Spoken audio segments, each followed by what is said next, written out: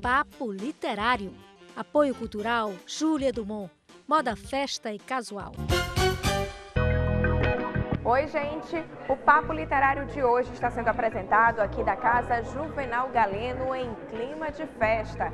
É que esse verdadeiro patrimônio cultural tem muito a comemorar. Os 99 anos da casa, os 182 do poeta Juvenal Galeno, os 82 anos da ala feminina e os 5 da UJUG. E nesta data festiva, veja o que teremos no programa de hoje. A menina Sâmia está encantando a todos com seu jeito de declamar. Tem também a literatura diversificada de Charles Odevan. E ainda uma entrevista especial com a escritora e jornalista Luísa Helena Amorim, que acaba de lançar a biografia de Ubiratã Diniz Aguiar. É tudo agora no Papo Literário.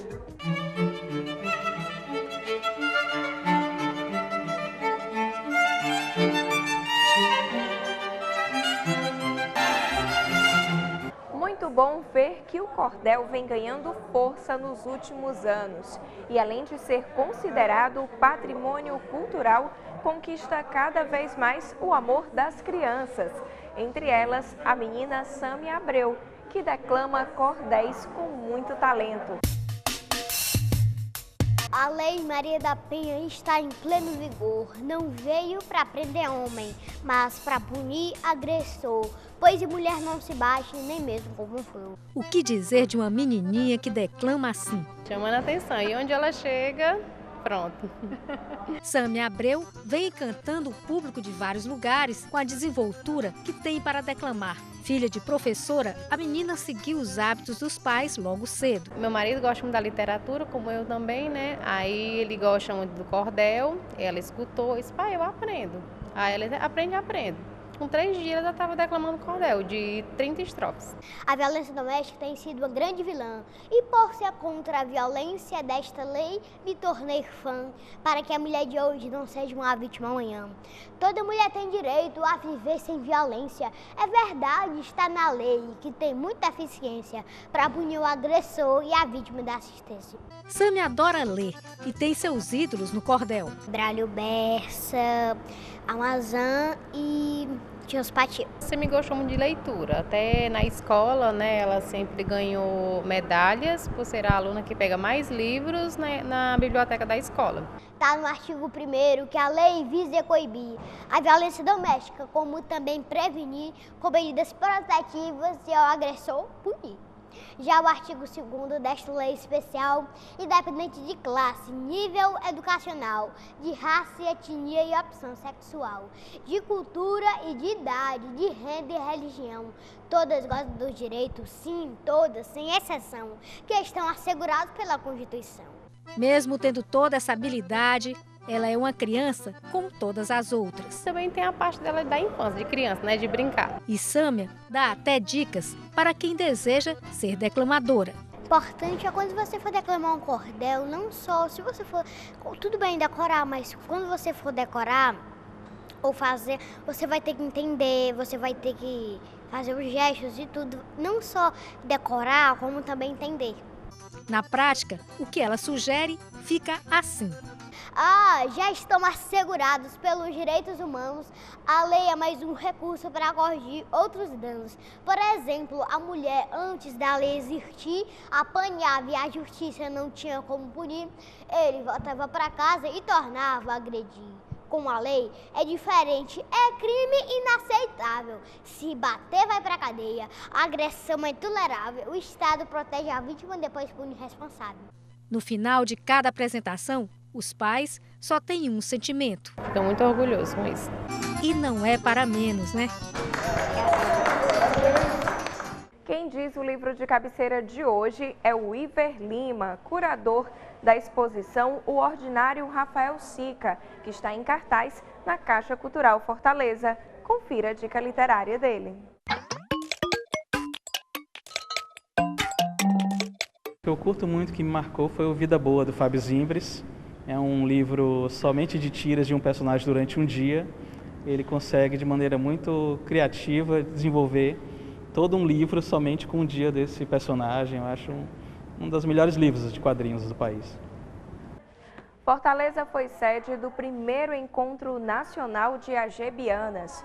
O evento contou com a participação de representantes de 16 estados, incluindo a presidente nacional da AGEB, de Andréia Portugal, a diretora nacional e as novas presidentes de 11 estados da Federação Brasileira. O encontro das jornalistas e escritoras é nossa imagem literária da semana.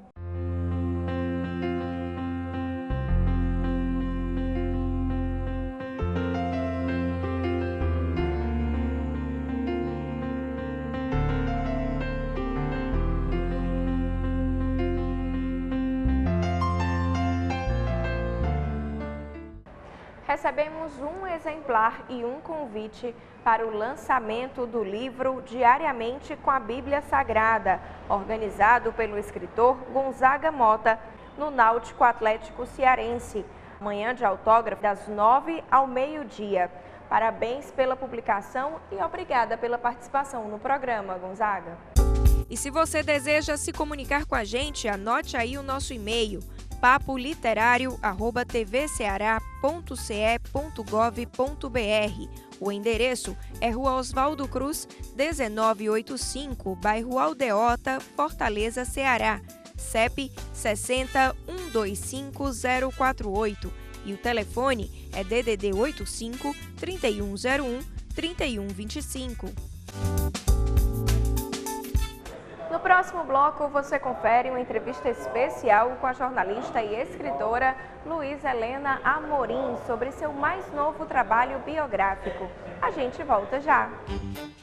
Papo Literário. Estamos de volta com o Papo Literário, que está sendo apresentado aqui da Casa Juvenal Galeno em um dia festivo da instituição, que comemora 99 anos. Nossa entrevista especial de hoje é com a jornalista e escritora Luísa Helena Amorim, que se especializou no gênero de biografias. Seu mais novo trabalho é a biografia de Ubiratã Diniz Aguiar, presidente da Academia Cearense de Letras. A autora conversa agora com a jornalista Mônica Silveira sobre o assunto.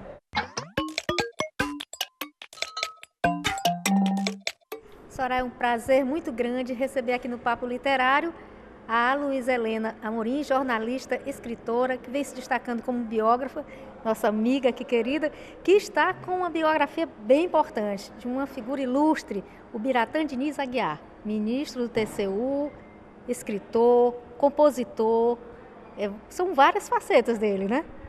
O Ubiratã foi um personagem assim incrível, né? Porque tem uma história muito rica, são várias facetas, como ele gosta de contar. A vida dele tem várias estações, né? Tem a estação da educação, que ele foi professor, tem a estação da advocacia, tem a estação da política, das artes. E como foi que você começou a contar a história dele? Pegando qual ângulo? Bem, eu procurei contar pelo menos um pouquinho de cada uma dessas passagens da vida dele, né? Nas entrevistas, pesquisando os documentos, recortes de jornal. E eu procurei começar, como se diz, do começo mesmo, pegando a questão do berço dele, porque o Ubiratã ele vem de um berço político. Os avós, tanto do lado paterno como do lado materno, eram políticos, vários tios. Então já tinha essa tradição e tem até uma história que ele conta, que ele pequenininho estava ouvindo o avô lá cercado de correligionários, conversando, contando histórias. E o avô ia falar alguma coisa e não queria que ele escutasse. Aí disse: Ubiratã, meu filho, por favor, vá ali e pega um copo d'água para mim. Aí ele olhou assim bem sério: não, meu avô, vou ficar aqui. Conte primeiro a história, depois eu pego o copo d'água. Então ele cresceu nesse clima político e não podia dar em outro, né? As influências que ele recebeu, né? Ele foi deputado também, não é? Foi deputado federal constituinte, teve esse papel dele que foi muito importante. Ele foi um dos articuladores ali da Lei de Diretrizes e Bases da Educação. Então a educação sempre foi uma bandeira que ele defendeu como instrumento de cidadania, de desenvolvimento para o país. Ele chegou a ser secretário também de Educação. Sim, ele tem essa passagem de secretário de Educação aqui de Ceará, que ele se orgulha, ele gosta muito de contar isso, foi uma experiência muito rica e serviu para ele ter essa base de como funcionam os problemas e que acabou sendo importante, né, para toda a trajetória política dele, esse conhecimento que ele teve. A gente sabe que uma das paixões dele é a literatura. Ele é presidente atualmente da Academia Cearense de Letras, né? Esse lado está bem destacado também no seu livro, né? Sim, procurei destacar essa questão dele, que é muito importante, que é aquela questão até como uma catarse, né? Você passa por tantos problemas, você vê a realidade e é como se uma fuga da realidade.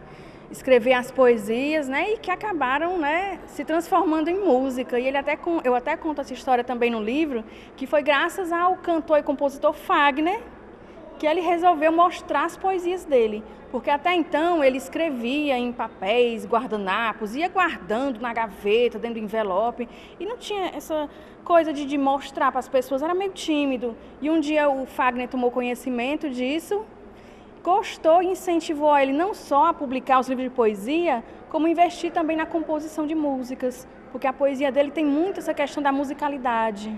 Interessante isso da biografia do escritor, que passa para esse lado da biografia, porque vai desvendando a alma da pessoa, né? É uma coisa bem interessante, né, para o escritor.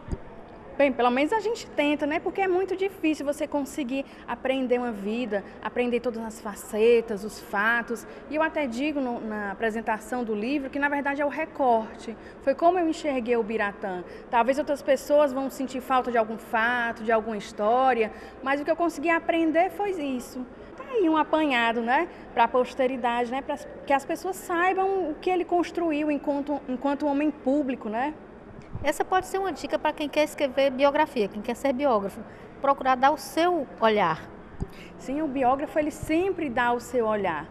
A questão de como você enxerga. Por exemplo, o Biratã, eu posso falar do lado dele como político, posso falar do lado dele como professor, como educador, o lado dele como artista. Então são várias facetas que você pode escrever sobre a vida de uma pessoa.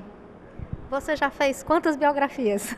Bem, essa é a minha 9ª biografia e o meu 10º livro publicado. E para mim é um trabalho assim que eu acho fundamental, porque a gente vê hoje as pessoas não têm memória. Até mesmo nós, às vezes a gente não sabe da história dos nossos antepassados, pouco a gente sabe. Então eu acho isso um trabalho fantástico, porque quando eu estou realizando as pesquisas e que o livro fica pronto, muitas vezes eu percebo que os familiares não conheciam e se emocionam e ficam muito gratos. E é uma coisa que me deixa feliz, de contar a história que os próprios familiares não conheciam e de deixar esse registro, né, para as futuras gerações. Isso é fundamental. E o Brasil é carente disso. Agora mesmo teve esse caso do Museu Nacional, que incendiou com toda a memória de 200 anos. Então, a memória, preservar essa memória, contar essas histórias é essencial, né?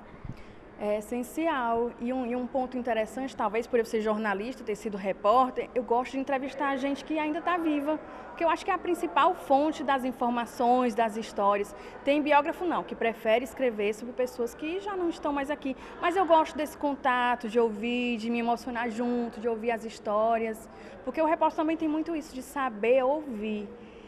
E eu acho isso fundamental. E a professora Adísia, até quando eu fui pedir a autorização dela para escrever a biografia dela, ela me disse da felicidade dela em ser homenageada em vida. Então eu vejo a biografia também como uma grande homenagem. Com certeza. E quem quiser ler esse livro aqui maravilhoso sobre o Biratã Aguiar, como é que faz? Já foi lançado, né?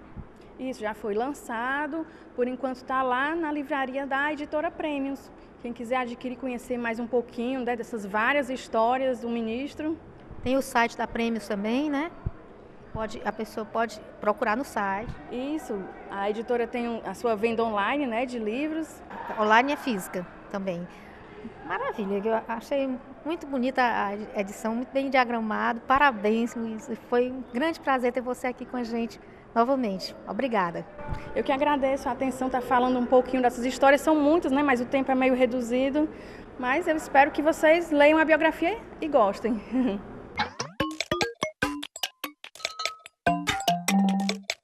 No próximo bloco, você vai ver um pouco da pluralidade e diversidade de Charles Audevin Xavier e um clipoema inspirado na atual estação do ano, a primavera. É logo após o intervalo. Papo Literário. O Papo Literário está de volta aqui da Casa Juvenal Galeno, que comemora 99 anos de existência. Autor de 7 livros, o escritor Charles Audevin Xavier conquistou projeção nacional com o livro A Crise Mundial, que fala sobre os efeitos da chamada bolha econômica. Além da prosa, ele também se dedica à poesia. Confira.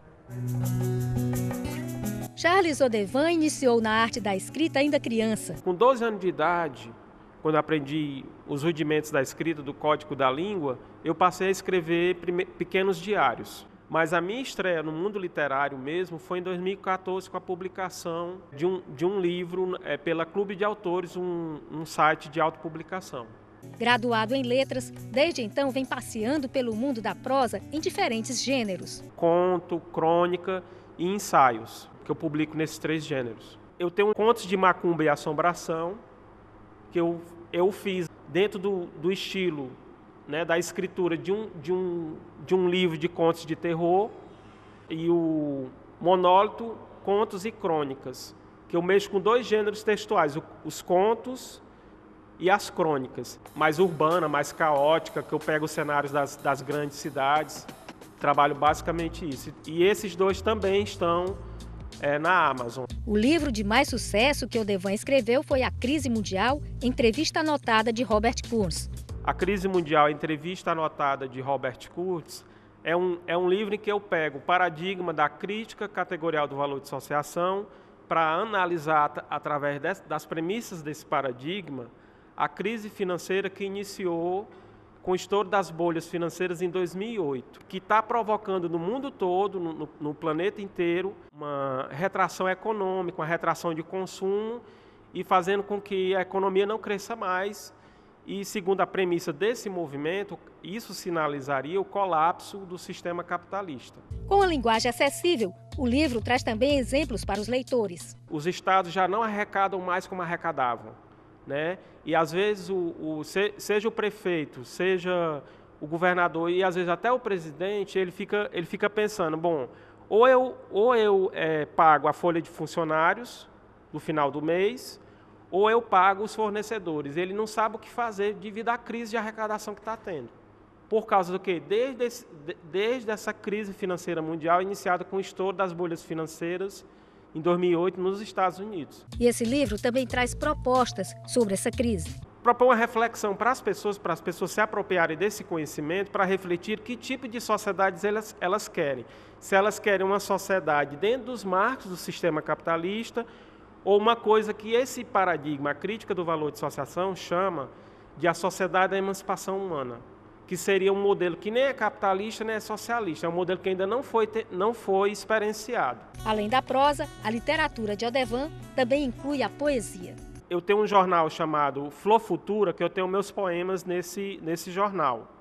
E também tenho videopoemas no YouTube. Uma das sequências que é mais visualizada é a Cantares de Orixá, em que eu pego poemas e faço todo um trabalho videográfico, né?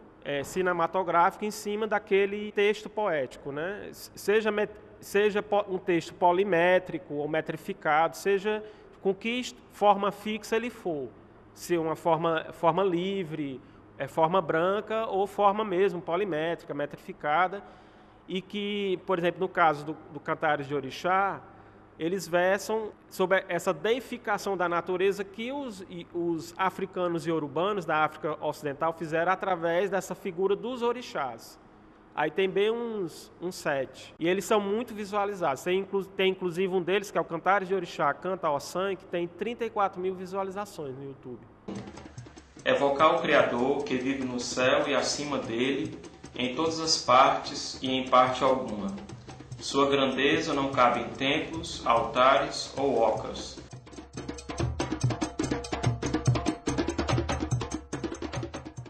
O papo virtual de hoje foi enviado pelo autor do livro Mexendo em Meus Guardados e escrevendo a história de Brasileira. Júnior Canadá nos enviou um vídeo falando um pouco desta obra. Foi muito gratificante para mim, porque eu senti e vi que os alunos estão compreendendo e aprofundaram a pesquisa no livro. Isso é muito interessante. Um momento inenarrável, vamos dizer assim, para o autor, quando ele vê a sua obra está sendo consumida de maneira rápida, mas entendida. Essa foi a opção, foi o desejo que o autor fez ao escrever o livro.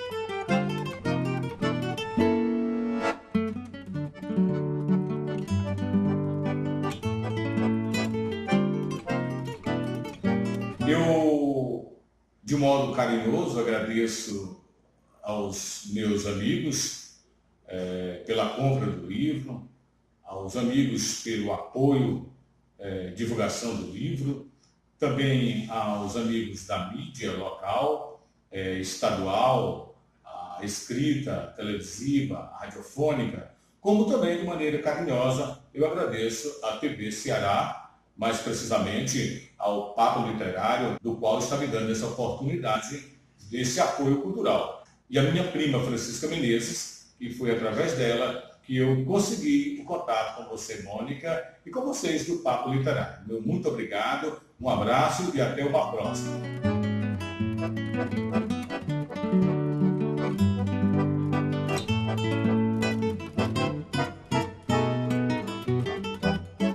Quem aí está curioso para saber qual a lista dos livros mais vendidos dessa semana, hein? A pesquisa desta vez foi feita na livraria Leitura. O livro de autor estrangeiro mais vendido da semana em Fortaleza foi O Fim do Alzheimer, do médico Dale E. Bredesen. Na obra, o autor mostra que o Alzheimer não é uma única doença, e sim muitas que são impelidas por diferentes mecanismos, se manifestando de diferentes formas e em diferentes idades.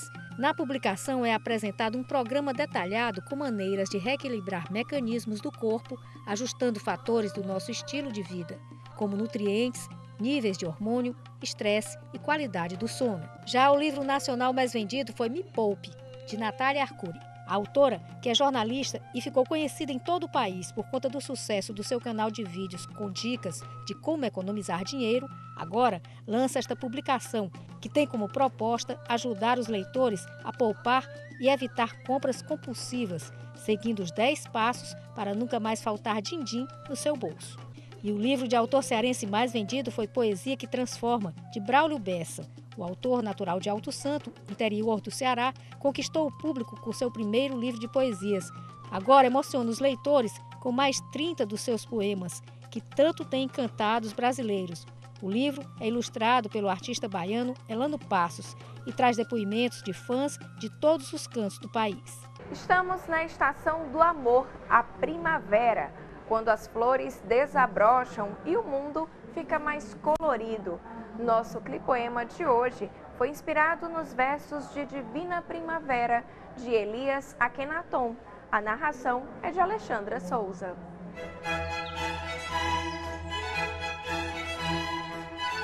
Quão doce e colorida é a primavera, com suas flores suaves e delicadas que exalam essências perfumadas, deixando um frescor na atmosfera. Que magia é essa que agora impera? Pássaros mais alegres nas alvoradas, caminhos com florzinhas encantadas num belo quadro que o mundo venera. Apenas sei que é de Deus a concepção, pois exala amor desde a primeira flor, não só no ar, mas também no coração.